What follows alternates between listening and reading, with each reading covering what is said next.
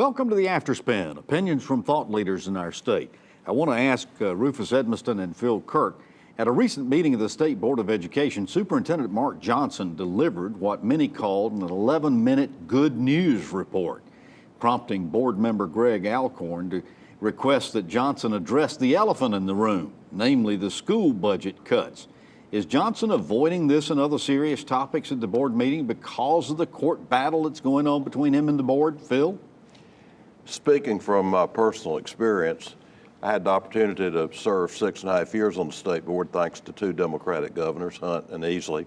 I began every meeting of the state board with a good news report because I felt and long felt that the good news of the tremendously positive things happening in schools all over the state don't get any attention. So we did that. We also, and Greg Alcorn is a friend of mine, we grew up in the same church in Salisbury.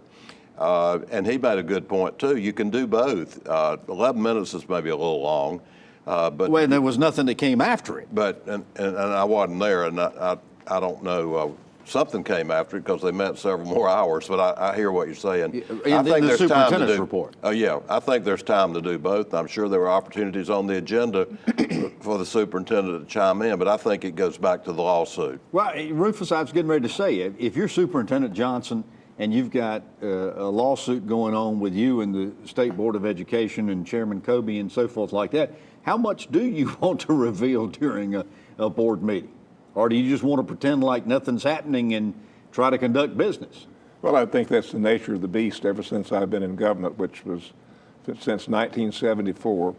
There's been a vexing problem of who's in charge. Now, my friend Phil over here did a very good job. He would have been appointed by two Democratic governors, again, to chair that commission, or the State Board of Education.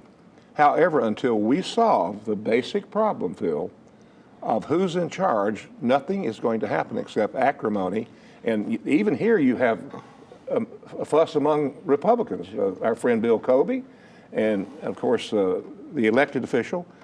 And, you know, the General Assembly seems to be bent on having all kinds of constitutional amendments. Let's put one out there and see who is in charge. Well, and Phil, the thing about it is in the Supreme Court this past week, they put another stay on the implementation of the law that the legislature passed last December. How long is it going to take to get some definition here?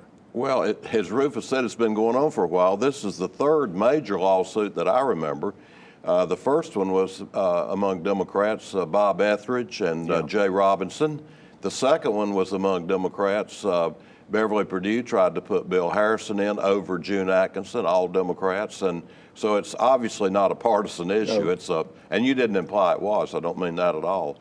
But we've had three major, and I'm sure there have been more. But I don't know if it's going to get resolved in my lifetime, but it needs to be.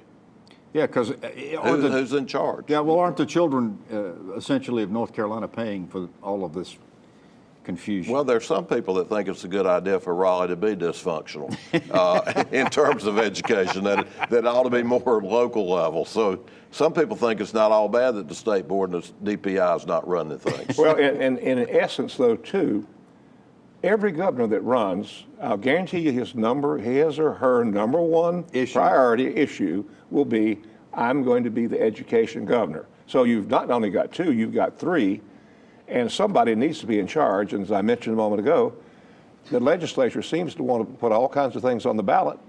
Let's do away. They don't want to approve Governor Cooper's let's do away with either the State Board of Education or the election of the superintendent.